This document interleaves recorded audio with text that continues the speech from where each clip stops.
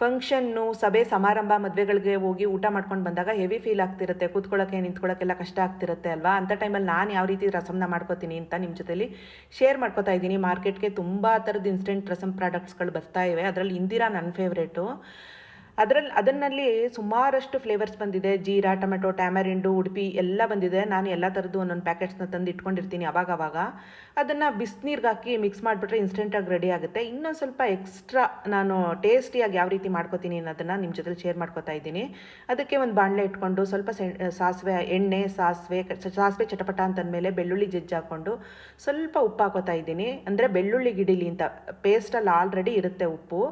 ಸ್ವಲ್ಪ ಕರಿಬೇವಿನ ಸೊಪ್ಪು ಮತ್ತು ಅಗತ್ಯಕ್ಕೆ ತಕ್ಕಷ್ಟು ಬಿಸಿನೀರನ್ನ ಸೇರಿಸ್ಕೊತಾ ಇದ್ದೀನಿ.